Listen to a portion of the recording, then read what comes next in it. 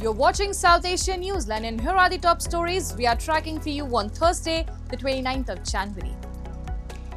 PM Modi says India is on reform express as economic survey tabled.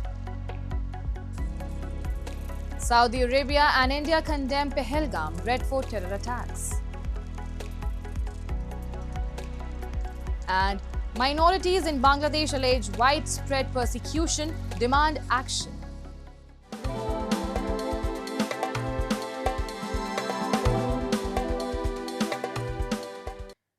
And now for all the details. On the second day of the budget session of the Indian Parliament, Prime Minister Narendra Modi on Thursday praised the India-EU trade deal, describing it as free trade for ambitious India, for aspirational youth and for Atmanirbhar India. Addressing the media ahead of the session, PM Modi declared that India is on board the Reform Express and sent the message for reform and perform. He expressed confidence that Indian manufacturers would utilize the agreement to strengthen their capabilities, calling the FTA a major step toward building a confident, competitive and productive India. साथियों, इस वर्ष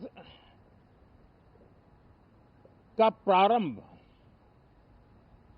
बहुत ही positive note के साथ शुरू हुआ है। आत्मविश्वास भरा हिंदुस्तान आज विश्व के लिए आशा की किरण भी बना है, आकर्षण का केंद्र भी बना है। During this session, Finance Minister Nirmala Sitharaman tabled the economic survey in the Parliament, setting the stage for the Union Budget 2026-27, which will be presented on 1st of February. The economic survey projects India's economy to grow between 6.8 and 7.2% in the financial year 2027 and notes that India continues to be the world's fastest growing major economy for the fourth year in a row. On the social front, the survey states that targeted welfare schemes, economic reforms and expanded access to essential services have contributed to a reduction in poverty levels. And India and Saudi Arabia jointly condemned the Pahalgam terror attack and the Red Fort terror incident in the third India-Saudi Arabia Security Working Group on Wednesday in Riyadh. Both the parties condemned terrorism in all its forms and manifestations. The two sides comprehensively reviewed the ongoing security cooperation. They discussed threats posed by terrorist groups globally and in their respective regions, a statement from India's Foreign Ministry said. The two sides shared views on enhancing cooperation in current and emerging challenges to counter terrorism, including countering extremism and radicalization. At least 3 armed terrorists opened fire on unarmed civilians, targeting them on the basis of religion in India's Pahalgam on April 22, 2025, killing 26 people in cold blood. Later on, November 10, a car bomb exploded near the Red Fort in New Delhi, killing at least 15 people and injuring several others.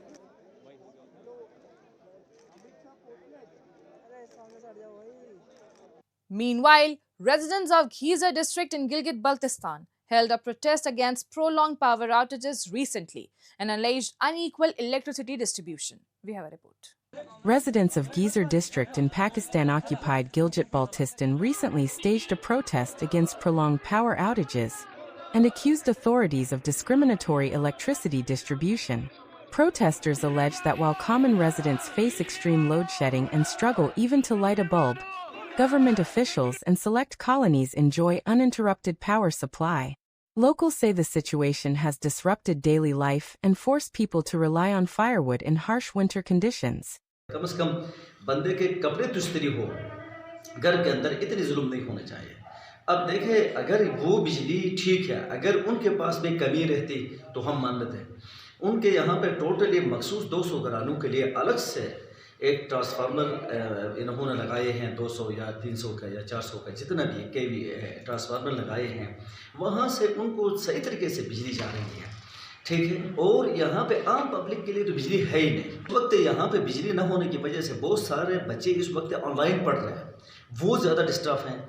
बहुत सारे बच्चे इस वक्त online कारोबार कर रहे हैं, वो बहुत एक बड़ी आबादी इस वक्त डाउन की तरफ शिफ्ट हो रही है खाली बिजली की वजह से।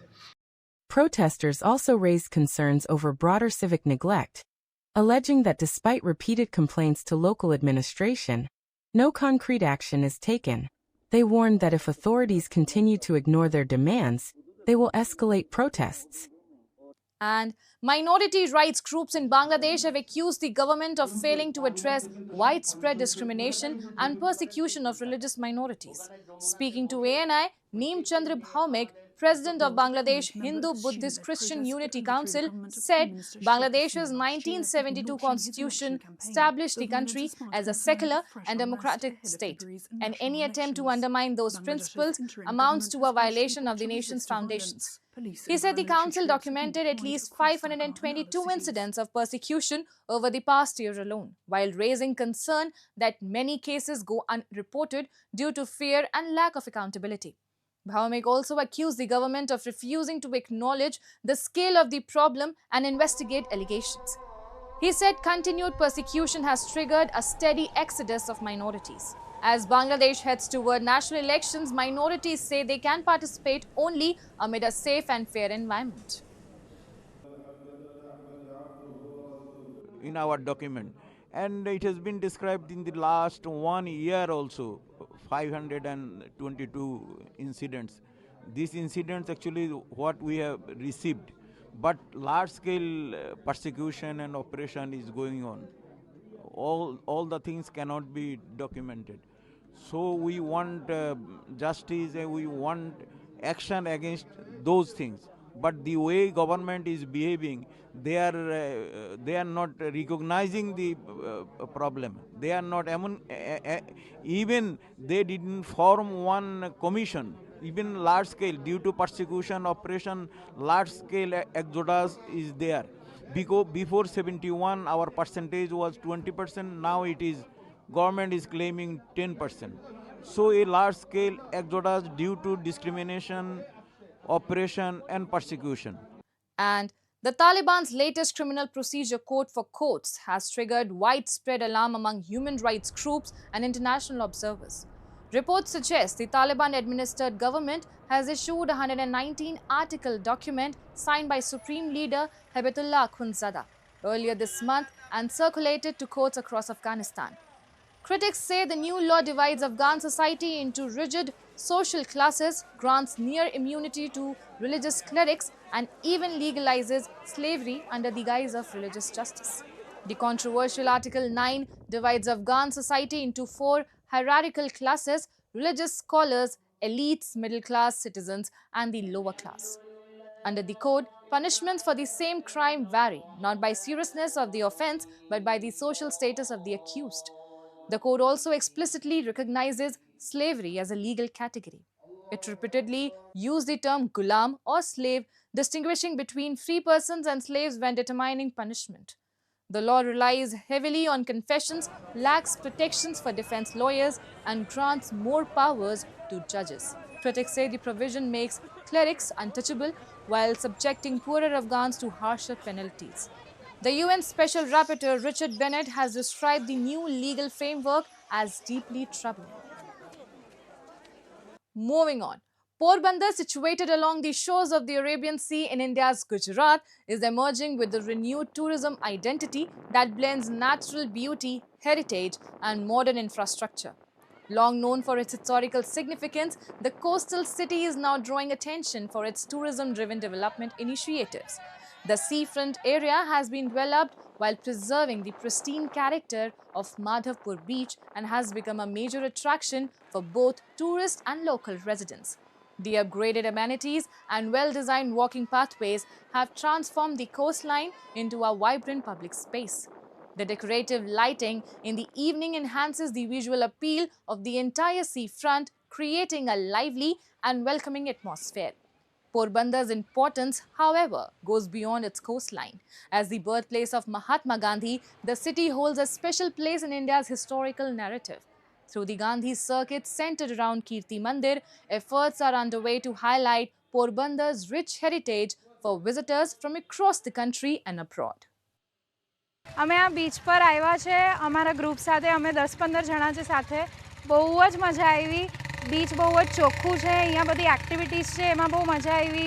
ATV રાઈડ છે, કેમલ રાઈડ છે, અને અમે બહુ બધા ફોટોઝ વિડીયોઝ લીધા.